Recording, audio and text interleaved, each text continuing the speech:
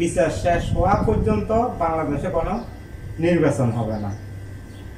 দেখেন বাংলাদেশের জনগণের ভিতরে কিভাবে একটা বিশৃঙ্খলা সৃষ্টি করতে আছে। এই কথাগুলো বলি, সংস্কার আর বিচার এগুলো প্রক্রিয়াধীন বিষয়।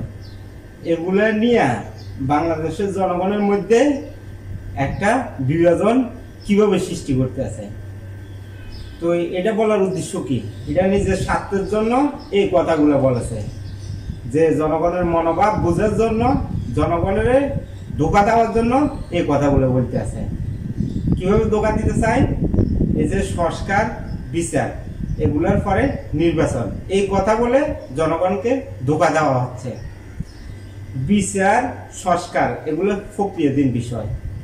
এগুলো মুখোমুখি করে নির্বাচনের সাথে বাংলাদেশের জনগণের সাথে একটা গন্ডগোল সৃষ্টি করার জন্য, তারা ফায়দা হাসিল করার জন্য, ডক্টর ইউনূসকে ক্ষমতা রাখার জন্য এই কথাগুলো বলতে আছে। বিচার সংস্কার নির্বাচন মুখোমুখি করে ফেলছে।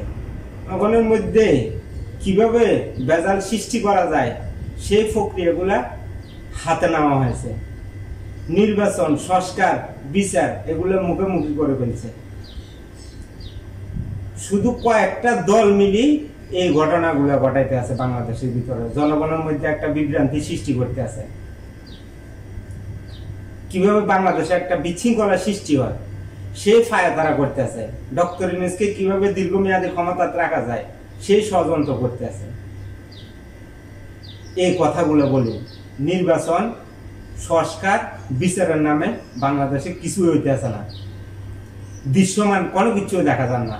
কিন্তু এগুলো বলি বাংলাদেশের মধ্যে, বাংলাদেশের জনগণের মধ্যে বিভ্রান্তি সৃষ্টি করতে আছে। কিভাবে বিভ্রান্তি সৃষ্টি করতে আছে এই ফটোটার দিকে নিলে আপনারা বুঝতে পারবেন। বিচার সংস্কার এগুলো প্রক্রিয়াধীন বিষয়, এগুলো বছরের পর বছর চলতে থাকবো। তো অন্তর্বর্তীকালীন সরকার কত বছর ক্ষমতা রাখতে চায় জনগণ? আর এই সমস্যাটা কেন সৃষ্টি করতে হবে তাদেরকে? শুধু তাদের উদ্দেশ্য হচ্ছে যে এখানে জনগণের কাছ থেকে ফায়দা হাসিল করার জন্য, ডক্টর ইউনূসকে ক্ষমতা বসিয়ে রেখে তাদের ফায়দাটা হাসিল করার জন্য তাদের উদ্দেশ্য হচ্ছে যে এটা খারাপ উদ্দেশ্য। তারা গণতন্ত্রে বিশ্বাস করে না, তারা নির্বাচনে বিশ্বাস করে না।